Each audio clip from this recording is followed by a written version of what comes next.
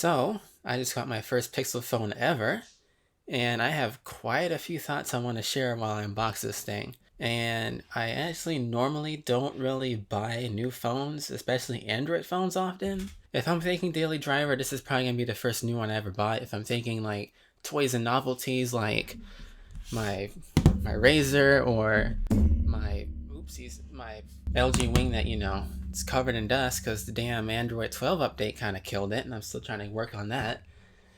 Those two being little toys and whatever. I bought those new because, well, they're kind of fragile as they are, but those two specifically, they're freaking tough. Another video. Anyways, back to the Pixel. This is going to be interesting for me, mostly because I usually stay behind 1 to 2 generations each year. Because, like, let's say my first actual Android daily driver that was actually a flagship was probably the, what the heck was it? I think it was gonna be the HTC 10. Somebody broke it, they gave it to me for free as a little gift and whatever.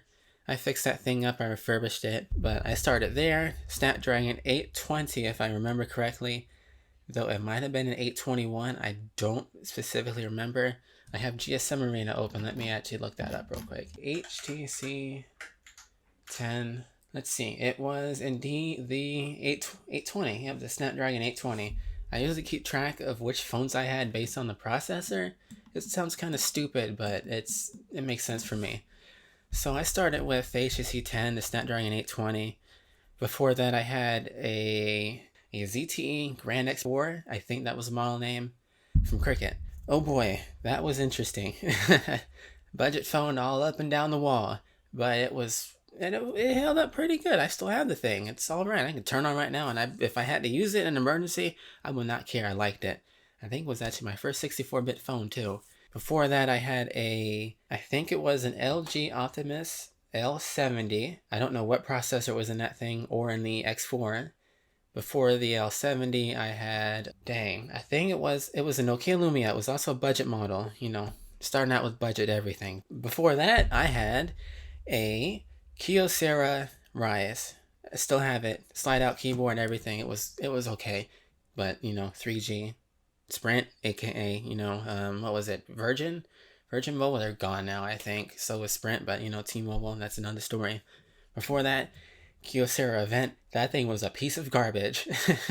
That thing got thrown into the garage so dang fast when it just started going nuts. Then it drove me nuts.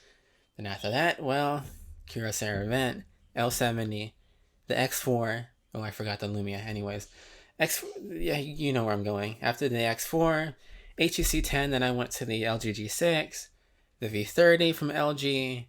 Then after the V30, I went to the V40. The V40 was the Snapdragon 845. To get to the 855, I went with the OnePlus 7 Pro. I rooted that thing, put, I think it was Havoc OS on it. I liked it. It was pretty cool. No front obstructions on the screen, no camera holes, no notches. It was beautiful. Pop-out selfie camera. Anyways, continuing on, 855, that was the 7 Pro. Then with the 865, I actually went from the 7 Pro to the smallest Galaxy S20 5G. It had a cracked camera lens on the back, so I just got a new panel, replaced it. And then that was in, I think it was January in 2021. Around May or in the spring of 2021, I had actually switched to a S20 Ultra, and oh boy, it was okay except for the cameras. Because if you ever saw those reviews, I guarantee you you'll see at least 3 reviews of them saying the autofocus was bad. And oh my goodness, let me tell you, that autofocus was something else. It took 10 years to autofocus on something that was right in front of it. That was kind of a joke, but it honestly felt like that sometimes, especially at night. It would just not do anything and would come out blurry. And it was a complete nightmare. So then in November of 2021, I had got rid of it and I had got a OnePlus 8 Pro. And I liked it. It was okay. Except for the software, but it was okay. It was Android 11 at the time. It wasn't Android 12 or ColorOS 12, whatever the heck they did with that. That was, ColorOS and the skin of Oxygen OS. That's a whole nother story. And I'm gonna get there, trust me. So the 8 Pro was okay. I rooted it, flashed it, I put about to say Experience OX. That's not it. I don't even think that exists. Evolution X, that's the name. It was an unofficial build and didn't have OTAs, none of that fancy stuff, but had the OnePlus camera, had Dolby Atmos, and it was okay. It felt like a Pixel phone to me, but it was not a Pixel, it was an 8 Pro. And that's when I actually pretty much mained that whole stock Android thing for a couple of months. It was okay. It was, I never really used stock in that new design that much, so it was pretty much my first sort of go around with Android 12 with the whole Material U thing. And it was okay, I liked it. And then I had, let's see, so I had that until 2022. And then in August, I saw this one, a broken OnePlus 9 Pro. And if you kind of saw it, it has a silver band around it. Because this used to be Morning Mist. So it was like a silvery blue kind of color, and it had like a little gradient on the back. This is all cracked up. I might still have the back, but I don't feel like digging it out right now. And I got that for $300 in August. I fixed it up. It was good to go. Now it has this volcanic black. I think that's the name of it. Volcanic black back. It's pretty much exactly the same as the OnePlus 10 Pro as it comes stock. It's not glossy. It's nice and texturized. Doesn't really get that many fingerprints. It's pretty good. So I got this in August of 2022. So I kept it on the stock software, Android 11 with T-Mobile stuff, because this was actually a T-Mobile variant. So this one has millimeter wave right here, and up in here to the right of the camera. And it was all right. It was Android 11. I didn't really... Actually, I take that back. I was completely wrong. It was actually running Android 12 on the T-Mobile side of things. And it looked remotely similar to Android 11 back when I used to run it on my 8 Pro, when I first had it for a while, when it was on the stock software. And then I had a few weeks ago actually, I had actually flashed it because I had SIM unlocked it. So, no need to keep the T-Mobile firmware or whatever, because these things you can actually flash the global firmware on them and they'll still work pretty fine. Still has the L1 DRM securities and whatnot. Still passes safety net, all that good stuff. So I was like, you know what, why not? I'm just gonna do it. And I kind of did not like it. It just felt, something about it just felt off to me. It didn't feel like a OnePlus phone anymore.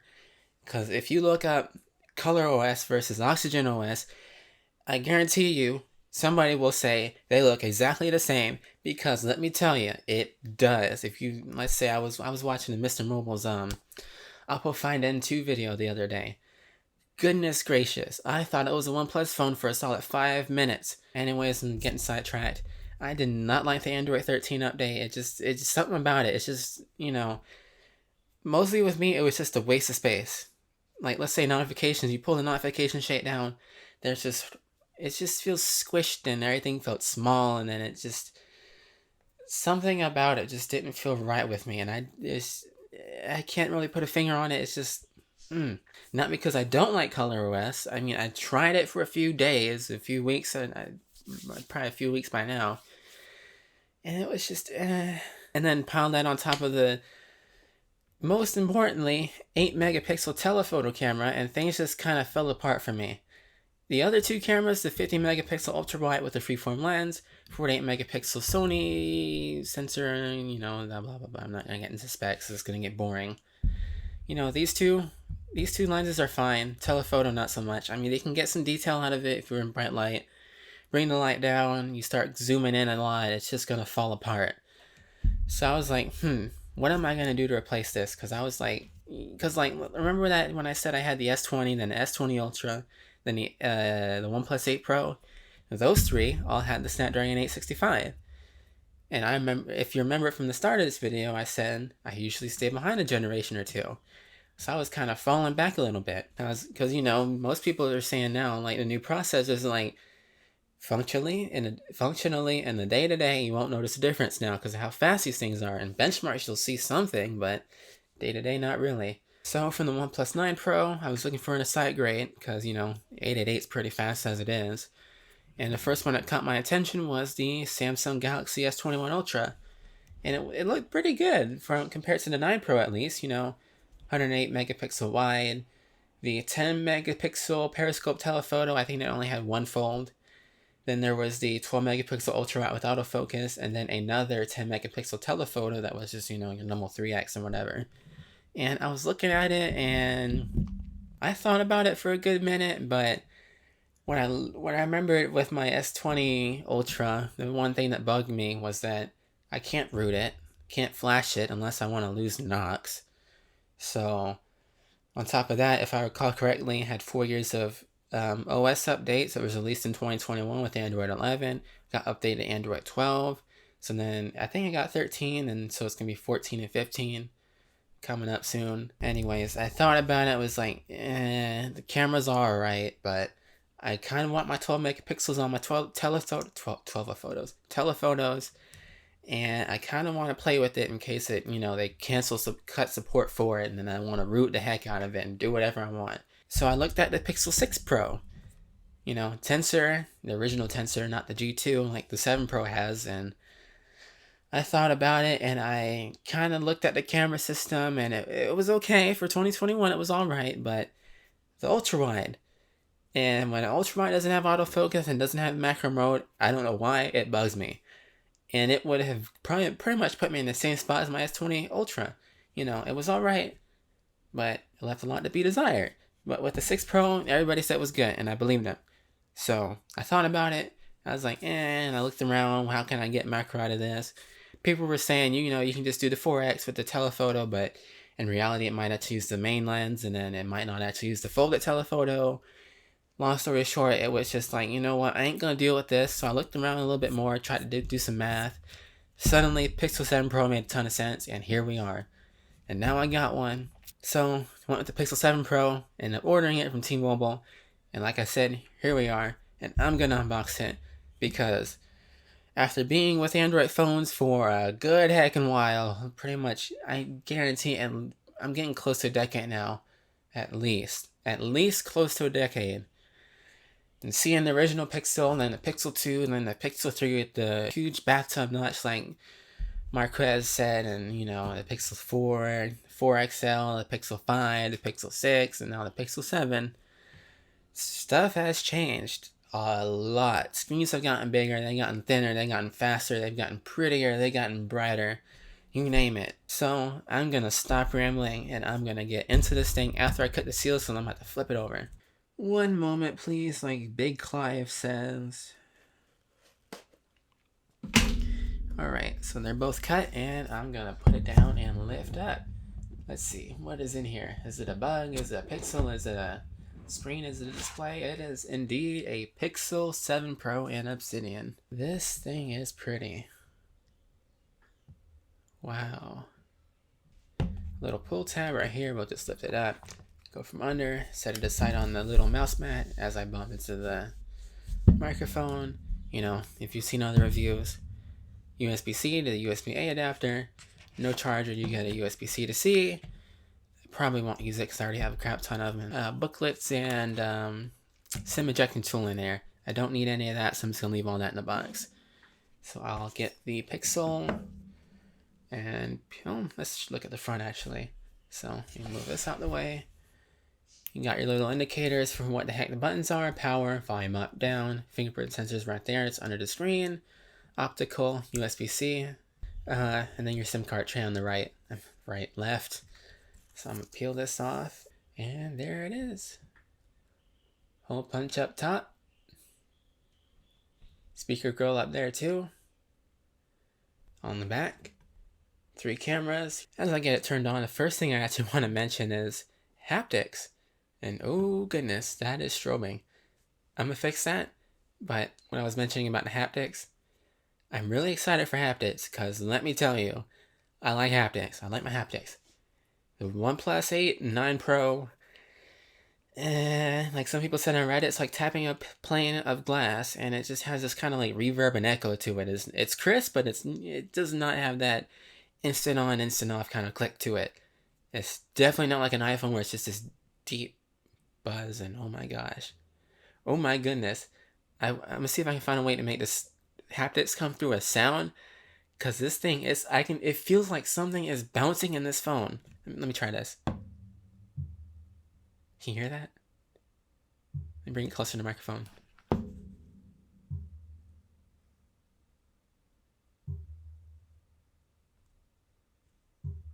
This thing, right out the gate, I love it. So what I was saying about the vibration motors and whatnot, iPhone, deep, strong buzzes, they can be varied, they can be changed all sorts of ways. With Android, it is a complete mess, and it is a complete disaster. Anyways, that's a whole nother story, because I'm probably going to make a video about that too. Oh goodness, these haptics, I swear to goodness, they're so good. Alright, let me get this set up, and then I'll come right back. Actually, before I set it up, I'm actually going to show you around, because I kind of forgot to do that. So, on the left, hold on nothing, I set your SIM card tray right there. On the bottom, you probably have the microphone right there, and then your Type-C, and then your speaker. On the other side, volume, power, then part of the camera bar. Then up top, microphone on the left, and then to the right of that is going to be your millimeter wave antenna, because on the Pixel 6 Pro, it actually used to be this whole top piece right here. So now I'm actually going to set it up so we can get into the OS. Okay, so a sweet eternity later, I finally finished setting this thing up. And oh goodness, let me tell you, this thing is pretty. It feels good. Haptics are great. It's getting kind of toasty because I just set it up and I was going through a whole bunch of stuff. But man, this thing is pretty. And oh, there's always on display. And it looks like it wants to do the face unlock because I had set that up too. Yeah, here it is with that whole little animation where it goes in and out where the power button is. But yep, that's the Pixel 7 Pro that I had got, and I like it.